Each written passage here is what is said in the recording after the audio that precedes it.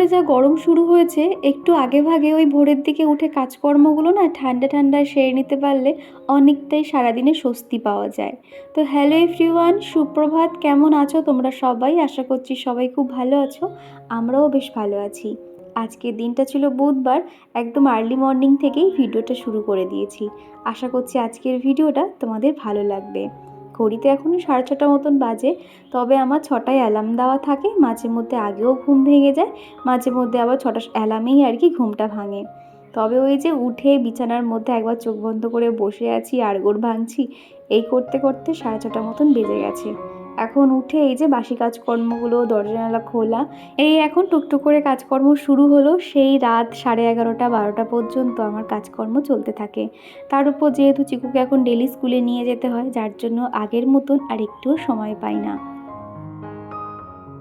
আর কয়েকদিন পর থেকেই তো সেল শুরু হয়ে যাবে। আর অলরেডি অনেক জায়গায় সেলও শুরু হয়ে গেছে, সেল দিচ্ছে আর কি। তবে আমার এখনও পর্যন্ত কিছু কেনা হয়নি। তোমাদের কি শপিং শুরু হয়ে গেছে? অবশ্যই আমাকে জানিও। তবে মাঝে যে বাড়িতে গেছিলাম সেখান থেকে একটা নতুন নাইটি নিয়ে চলে এসেছি। এই গরমের সময় নাইটির থেকে আর কোনো কমফোর্ট ড্রেস কিছু হয় বলে আমার জানা নেই। তো যাই হোক, আরও ইচ্ছে আছে এরকম একটা কোনো সফট সুন্দর একটা নাইটি নেব। তবে এখন এত সুন্দর সুন্দর ডিজাইনার যে নাইটিগুলো পাওয়া যায় না, যখন আমি অনলাইনে দেখি, ফেসবুকের বিভিন্ন পেজ থেকে কিন্তু ওগুলো সেল করে। এত সুন্দর সুন্দর দেখতে লাগে যে নাইটিও যে অত সুন্দর হয় ওখানে দেখলে বোঝা যায়। উপর থেকে দেখলে না মনেই হবে না যে ওগুলো নাইটি। তো যাই হোক, ওইগুলো খুব ভালো লাগে বেশ দেখতে। আর আজকে সকাল থেকে কিন্তু খুব একটা বেশি রোদ নেই। বেলার দিকে জানি না রোদ আসবে কি না। তাও আর কি ওদিকে জানালাগুলো খুলে দিয়েছি, পর্দাগুলো সরিয়ে দিলাম। আর ব্রাশ করতে করতে আমাদের যে বাড়ির সামনে উঠোনটা রয়েছে সেটাও ঝাড় দিয়ে এলাম আর জল ছড়া দিয়ে দিয়েছি। তারপরে আর কি আমি মুখ ধুয়ে নিচ্ছি, এবার একটু নিজে ফ্রেশ হয়ে নেব। তারপর এই যে রান্নাঘরে ঢুকবো, টানা 10টা অবধি আমার টুকটাক রান্নাবান্না, মানে ওই দুপুরের খাবার বানানো, এগুলো আর কি চলতে থাকবে। আর পূজা বলেছো, প্রথমেই বলবো থ্যাংক ইউ দিদিভাই। আমি যা যা তোমার কাছে জানতে চেয়েছি তুমি সব কিছুরই অ্যান্সার দাও। আমার খুব ভালো লাগে দিদিভাই। আর যে শ্যাম্পুটার কথা বলেছিলে আমি ওটা কমিউনিটি পোস্টে পেয়ে গেছি। এইভাবে ভিডিও দিও দিদিভাই, তোমার ভিডিওগুলো খুব ভালো লাগে দেখতে। আর তোমার কাজ করা দেখে আমিও অনেক কিছু শিখেছি। সত্যি তুমি একটা অন্যরকম মানুষ, ভালো লাগে। লাভ ইউ দিদিভাই, থ্যাংক ইউ গো। আমিও তোমাদেরকে অনেক ভালোবাসি। আমার শুধু একটা কথাই মনে হয়, তোমরা তোমাদের মূল্যবান সময় থেকে যদি আমাকে কমেন্ট করতে পারো তাহলে আমি কেন রিপ্লাই করব না। এটা আমার দায়িত্বের মধ্যে পড়ে। মাঝে মধ্যে হয়তো একদিন দুদিন লেট করে ফেলি, তবে বিশ্বাস করো আমি প্রত্যেকের কমেন্টে রিপ্লাই করি। আর এদিকে ওয়েদারটা দেখো, সবে আর কি সূর্য মামা উকি দিচ্ছে। বেশ হালকা এই যে মিষ্টি রোদটা সকালবেলা ভীষণ ভালো লাগে। তার সঙ্গে ঝিরিঝিরি হাওয়া হচ্ছিল, বেশ ভালো লাগছিল। তো আশপাশটা আর কি তোমাদেরকে ঘুরে দেখালাম। তো বেশিক্ষণ এখানে তো দাঁড়ালে চলবে না, ঘরের কাজও করতে হবে। ভাবলাম আগে ঘর বারান্দাগুলো ঝাড়টা দিয়ে দিই, তারপরে আর কি রান্নাঘরে যাব। এই কাজগুলো না ওরা যখন উঠে পড়বে তখন ওই ধুলোগুলো পায়ে পায়ে করবে, তখন আর ভালো করে ঝাঁট দিতে পারবো না। সেই জন্য এখন ভালো করে ঝাঁট দিয়ে ঘরটা ঝটপট মুছে নেব। আর রুবিনা দিদিভাই বলেছো, কেমন আছো দীপা? অনেকদিন পর তোমার ভিডিও দেখছি, আবার দেখলাম, খুব ভালো লাগলো। আর তোমার কারেন্টের ইন্ডাকশানটা খুব সুন্দর হয়েছে। হ্যাঁ গো, গ্যাসের সমস্যা বাড়িতেই। সব জিনিস একটু রাখলে সুবিধা হয়, যেহেতু আমরা ভাড়া বাড়িতে থাকি আমাদেরও বেশি প্রবলেম। তো তুমি কিনে নিয়েছো, খুব ভালো হয়েছে, দরকারে লাগবে। একদমই তাই গো। ইন্ডাকশান আমার অনেক বছর থেকেই ছিল, 2 বছর আগেই ছিল, আমি ব্যবহার করতাম। তবে কোনো একটা কারণবশত সেটা বারবার প্রবলেম করে। শুধুমাত্র দেখবে এই সমস্ত ইন্ডাকশানের প্লাগগুলো কিন্তু আলাদা হয়, যা তা প্লাগে দিলে ইন্ডাকশান নষ্ট হয়ে যায়। আর প্রথম বাড়িতে ওরকম একটা মাত্র প্লাগ করা ছিল, ওটা হচ্ছে কি তোমার ফ্রিজের জন্য। আর বাদবাকি জায়গায় কিন্তু এরকম হতো না, যার জন্য না ওই যে আর কি যে পাওয়ারটা টানতে পারতো না, যার জন্য অনেকবার আর কি আমাদের ইন্ডাকশানটা খারাপ হয়ে যাওয়ার পরে ওটা আমরা আর সারাইনি, বাদই দিয়ে দিয়েছিলাম। আর তারপরে তো ভাবছিলাম যে একটা ইন্ডাকশান কিনতে হবে। তবে এই যে এখন যা ক্রাইসিস চলছে, এই সমস্ত যুদ্ধের জন্য তো গ্যাস পাওয়া যাচ্ছে না। ভাবলাম এখন নেওয়াটা সব থেকে বেটার হবে। তো সেই জন্য আর কি নিয়েছি। আর এদিকে আগের দিনে ড্রাই ফ্রুটগুলো ভিজিয়ে রেখেছিলাম, আলমন্ড, কাজু, কিশমিশ। আলমন্ডগুলোর খোসা ছাড়িয়ে এখন মুখের মধ্যে দিয়ে একটু একটু করে কাজ করছি আর খাচ্ছি। সকালের এই যে টাইমটাতে যখন আমি প্রচণ্ড কাজে ব্যস্ত হয়ে যাই, কিছু খাওয়ার মতন সময় পাই না, বেলার দিকে না আমার গ্যাস হয়ে যায় আর মাথা যন্ত্রণা হতে থাকে।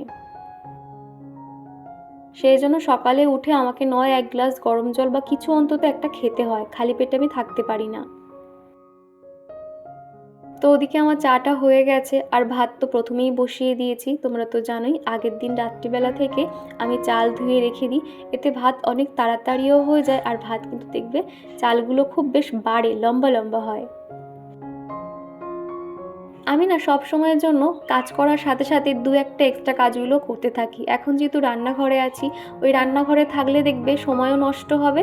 সেই জন্য না আমি রান্নাঘরের কাজ এবং ঘরের কাজ দুটো একসঙ্গে কিভাবে ব্যালেন্স করে করছি তোমরা দেখতে পাবে। একটু একটু করে ঘরের কাজ করছি, একটু একটু করে রান্নাটা এগিয়ে দিয়ে আসছি, এই রকম আর কি করছি।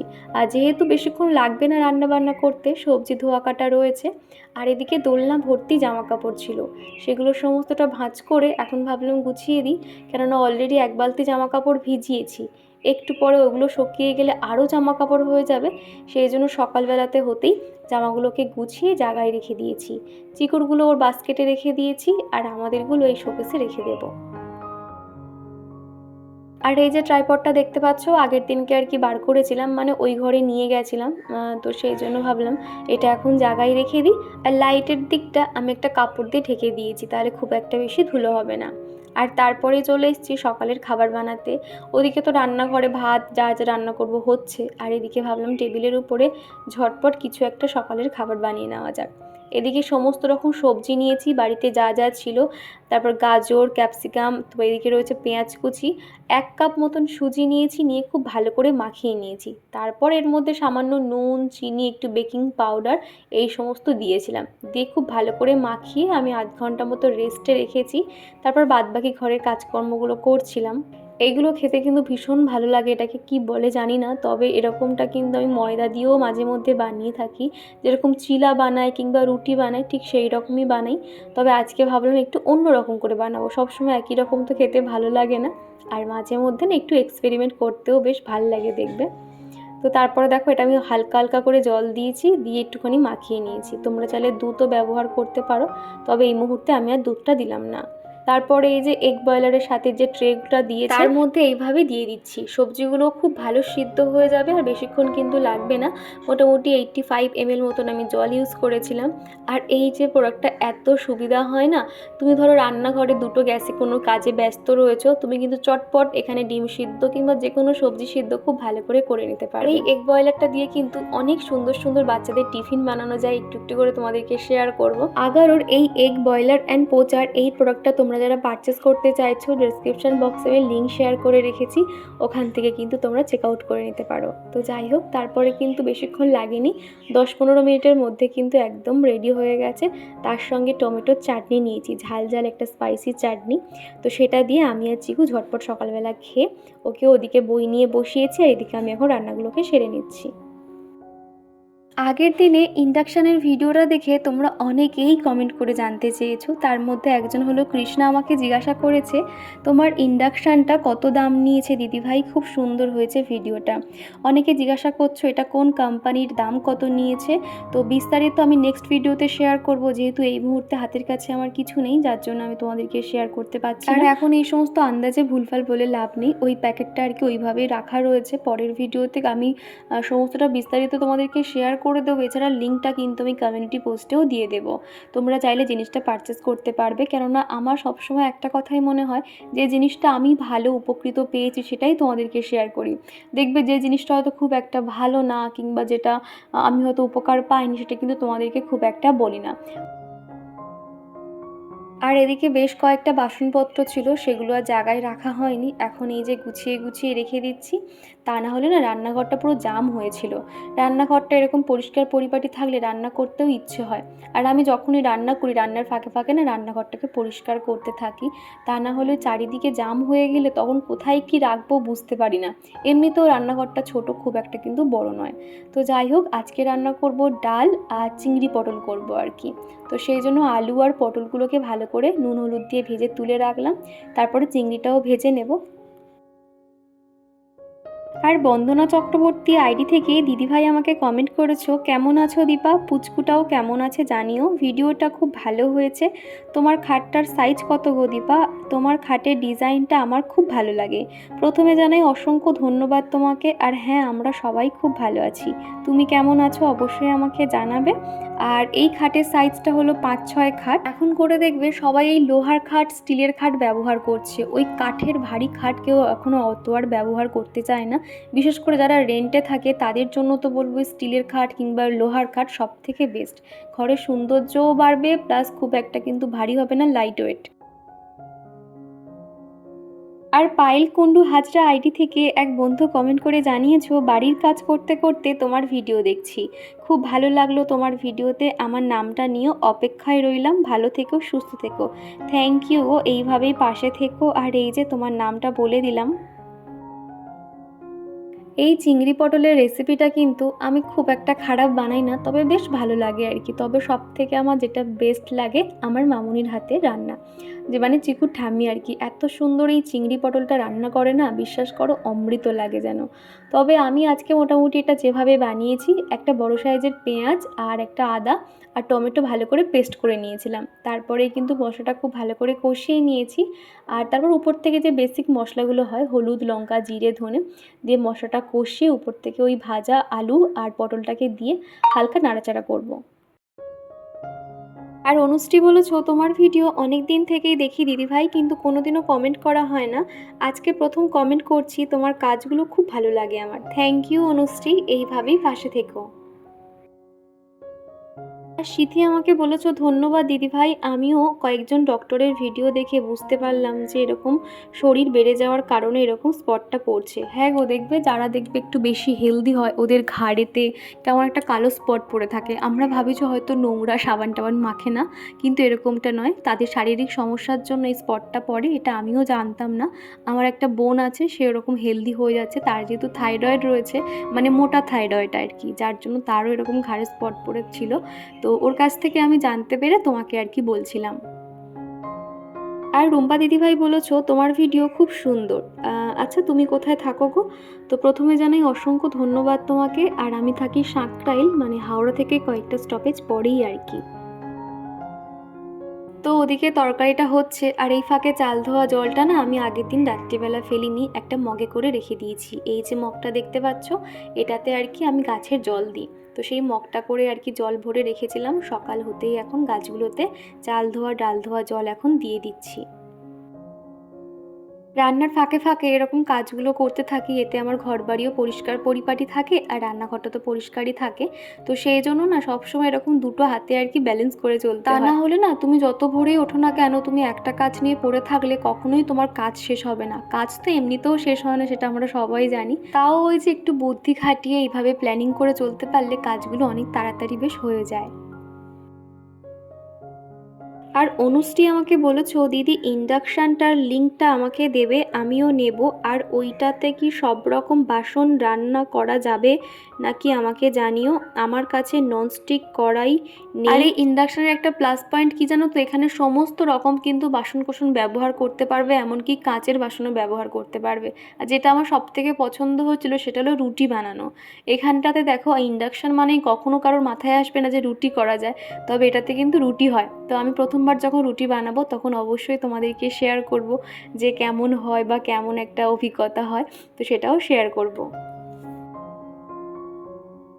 আর এদিকে তোমাদের সাথে কথা বলতে বলতে আমার এই ছোট্ট বেডরুমটা আমি প্রতিদিনের মতন সুন্দর করে সাজিয়ে গুছিয়ে নিয়েছি। আমার এই ছোট্ট বেডরুমটা এত ভালো লাগে আমার, আমি না বেশিরভাগ সময় চেষ্টা করি বেডরুমটাকে পরিষ্কার পরিপাটি রাখার।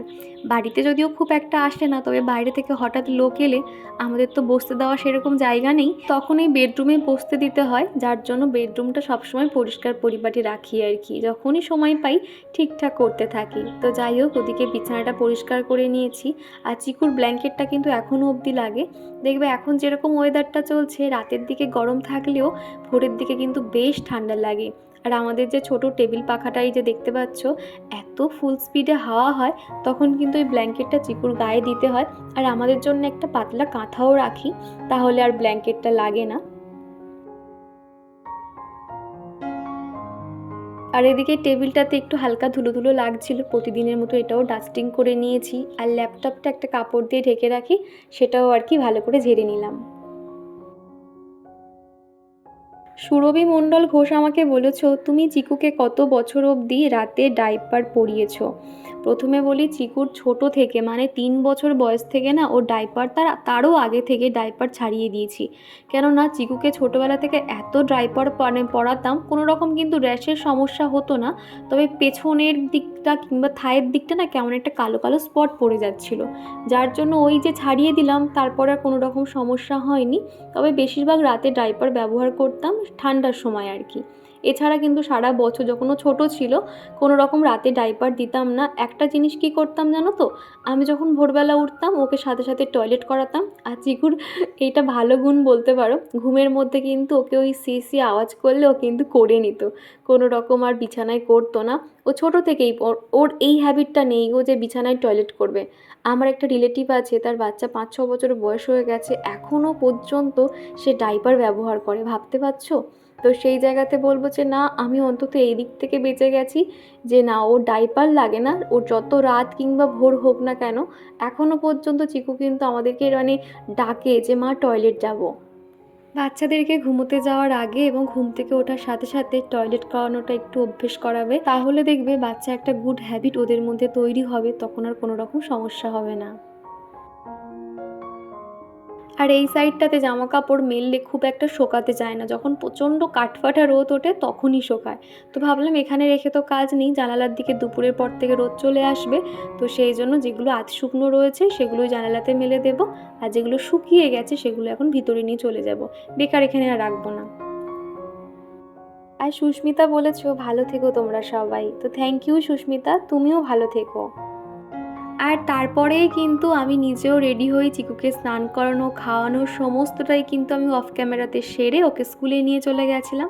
তো চলো স্কুল থেকে ফিরে তোমাদের সাথে কথা বলছি। আর এই যে কাজগুলো দেখতে পাচ্ছ, আজকে চিকুকে যখন আনতে গেছিলাম ওদের স্কুলের পাশে একটা বাগানে দেখছি না এই গাছগুলো পুরো ভরে ভরে রয়েছে, তো মোটামুটি দুটো এনেছি। এটা একদম ছোট্ট সবে শিকড় বেরিয়েছিল, চারা বলতে পারো, আর এটা অনেকটা বড় ছিল, আমি অর্ধেক করে নিয়েছি।